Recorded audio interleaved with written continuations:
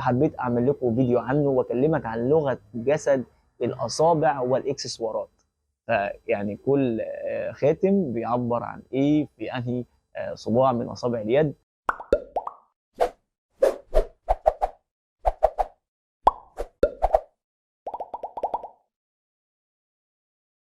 السلام عليكم ورحمه الله وبركاته، واهلا بكم في فيديو جديد. الحقيقه الفيديو ده موجه اكثر الى عشاق لغه الجسد، والحقيقه كمان ان الفيديو ده هيكون فيه معلومات كتيره وجميله جدا عن لغه الجسد واللغه الجسد المتعلقه بالاكسسوارات.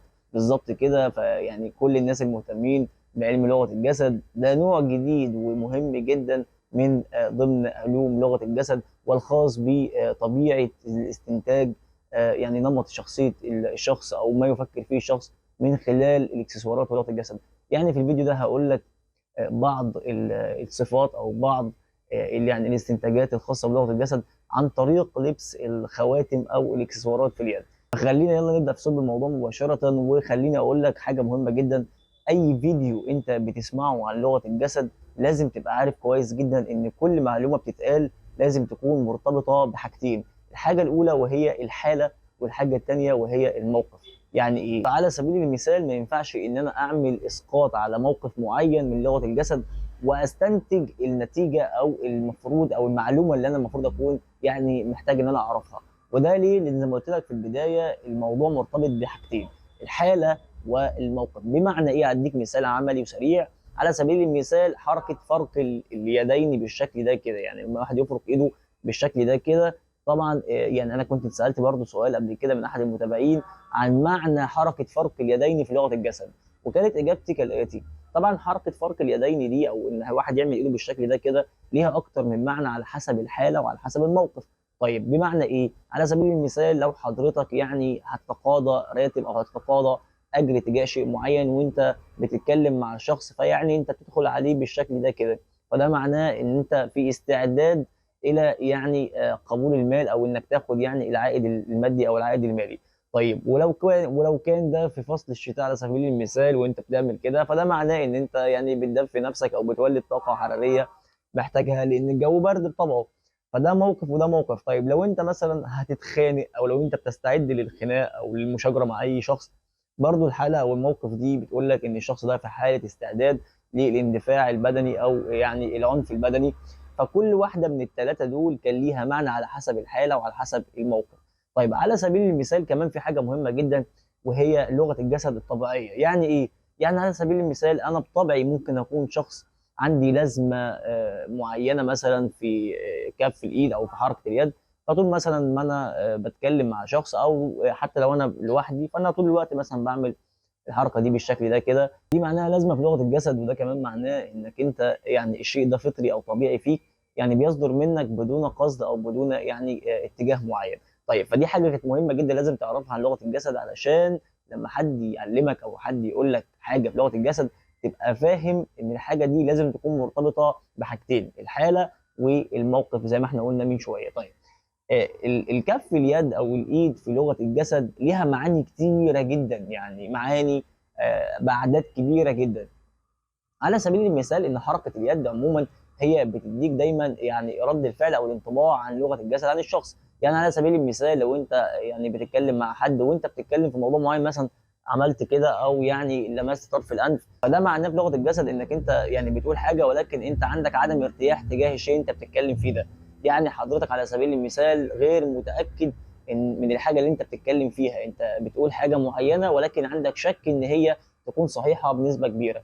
فده على سبيل المثال مثلا من طريقه او تلامس الانف عن طريق الكف اليد. فبالتالي اللي انا عايز اوصله لك ان ايدك او عضو اليد عموما في جسم الانسان بيعبر عن حاجات كتير جدا في افكاره او حاجات كتير جدا عن ما بداخله. فخلينا النهارده بقى في الفيديو ده هنبعد عن ماذا تقول لغه جسد اليد، ولكن احنا هنتكلم في الاكسسوارات المتعلقه باليد. على سبيل المثال البنات اللي بتلبس خواتم في كل صباع من صوابع اليد، كل خاتم فيه او كل صباع فيه ليه معنى كبير جدا في لغه الجسد. وبالمناسبه مش بس كل صباع ليه معنى، ولكن كمان حجم الاكسسوار وشكل الاكسسوار كمان ليه معنى كبير في لغه الجسد، وده اللي احنا ان شاء الله هنتكلم فيه في الفيديو ده. فمبدئيا خليني اقول لك ان يعني اصابع اليد الخمسه من الخنصر، البنصر، الوسطى، السبابه، والابهام. كل صباع من صوابع اليد الخمسه بيعبر عن حاجه معينه. على سبيل المثال الصباع اللي في النص ده اللي هو الوسطى احنا بنسميه صباع الثقه بالنفس. يعني الشخص اللي دايما بيتعمد يلبس خاتم هنا في الصباع ده، ده شخص دائما يعني بيحب يعبر عن ثقته بنفسه، وكمان بيكون مهتم اكتر ان يعني الناس تشعر بمدى ثقته بنفسه، وان يبان مهيمن ومسيطر على اي شيء او على اي وضع. فده على سبيل المثال من الصباع اللي هو الوسطى. طيب تعالى مثلا نبدا من الابهام كده من اليمين، الصباع الكبير ده. فده معناه ايه في لغه الجسد؟ ده معناه ان الشخص الانا العليا عنده كبيره جدا. يعني على سبيل المثال ممكن تلاقي بنت، او ممكن تلاقي يعني دلوقتي بقى في ولاد برضو بتعمل الموضوع ده، يلبس خاتم او تلبس خاتم في الجزء ده. بس خلينا نتكلم عن البنات يعني، تلبس خاتم في الصباع ده او دبله معينه مثلا. فعلى سبيل المثال لو كان الخاتم او الدبله هنا في الصباع ده، فده معناه ان هذا الشخص او هذه الشخصيه عندها اعتزاز كبير جدا بنفسها، كمان عندها الانا العليا مرتفعه جدا. الشخص اللي زي كده دائما يعني يحب يتكلم عن انجازاته، وكمان في المقابل يحب يسمع مدح كبير وشكر كبير في شخصيته. فطول الوقت تلاقي الشخص اللي زي كده بيسعى ان هو دايما يتكلم عن انجازاته وعن انتصاراته وعن احلامه وافكاره، في سبيل ان الشخص اللي قدامه ينبهر بيه، ويعني يشعره ان هو ذو قيمه عاليه جدا. فده كان من صباع الابهام او الصباع الكبير كده زي ما احنا بنقول. طيب اللي بعد كده صباع السبابه، ده برضو من الاصابع المهمه جدا في لغه الجسد. والصباع ده الحقيقه برضو بيبقى معناه ان هو شخص يعني ندي الى حد ما. يعني دائما الشخص ده ممكن يكون من اصحاب الشخصيات يعني اللي بيوجه اتهامات مباشره عاده بطبعه، او الشخص يعني الذي بيفتقر لجزء كبير من الثقه بالنفس فبيحاول يرمي اللوم على غيره. فلو كان ال الاكسسوار هنا او الخاتم هنا، فده معنى برضو من ضمن معاني لغه جسد الاصابع. اما لو كان الاكسسوار في الخنصر هنا، فده معناه ايه؟ ده معناه ان هو او ان هي شخصيه يعني بيكون عندها ميول تجاه اشياء معينه، ولكن بدون ان تظهر اي شيء من هذه الميول. يعني ممكن يكون نفسها في الحاجه، ولكن يعني تظهر ان هي ما عندهاش رغبه، او ان هي يعني مش عاوزاها، ولكن بداخلها هي عندها رغبه شديده تجاه هذا الشيء. طيب لو كان بقى الاكسسوار في الخاتم ده في الصباع ده اللي هو الخنصر مع السبابه، فده معناه ان هي شخصيه تملكيه بشكل كبير جدا. يعني الشخصيه اللي زي كده عندها حب التملك، بمعنى ان هي لو يعني ارتبطت بشخص او ارتبطت بشيء معين، ما تحبش اي حد يعني زي ما بنقول كده ممنوع اللمس والاقتراب والتصوير. ما هتحبش اي حد يجي في المنطقه دي، او ان اي حد يتعرض لهذا الشيء اللي هي يعني بتتملكه، او ان هي شايفه ان هي من حقها ان هي تتملكه. فطيب فده كان من خلال اصابع اليد. طيب حاجه مهمه جدا لازم تكون فاهم كويس قوي، ان كمان حجم الاكسسوار وشكل الاكسسوار بيدل على نمط شخصيه الشخص واللي هو محتاجه من هذا الاكسسوار. على سبيل المثال ممكن تلاقي مثلا بنت بتلبس خاتم صغنون، او يعني دبله صغنونه قوي في عقله الاصبع هنا، او في اي اصبع من اصابع اليد. فكل ما كان الاكسسوار ده بحجم ضعيف، او يعني مش غير ملفت، او يعني بشكل بسيط، فده معناه ان السمه موجوده، او الاستنتاج اللي انت تقدر تحكمه عليه من لغه الجسد موجود، ولكن يعني هي عندها نوع من انواع التخوف تجاه هذا الشيء. يعني على سبيل المثال طبعا احنا نسمع عن التجار الكبار، سواء كان يعني تجار الفاكهه، تجار اللحوم، المواد الغذائيه. الناس دي كلها عاده بتلاقيها يعني بتلبس خواتم من النوع الفص الكبير، الفص الغريب اللي لونه ملفت. طيب ده معناه ايه في لغه الجسد؟ ده معناه ان هو الشخص اللي زي كده بيحاول يظهر مدى هيمنته ومدى قدرته وسيطرته على اداره اي شيء. شخص زي كده عاده تلاقيه بيتكلم بالخاتم ده، فعاده تلاقيه وهو بيتكلم بيحرك ايده كتير، عاوز يلفت الانظار تجاه هذا الخاتم او تجاه هذا الاكسسوار، في سبيل ان هو يعني يظهر مدى هيمنته ومدى سيطرته وقدرته على اداره هذا الشيء. فدي برضو حاجه من ضمن الحاجات المهمه اللي احنا لازم نكون فاهمينها، المتعلقه بالاكسسوار ومتعلقه بالخواتم.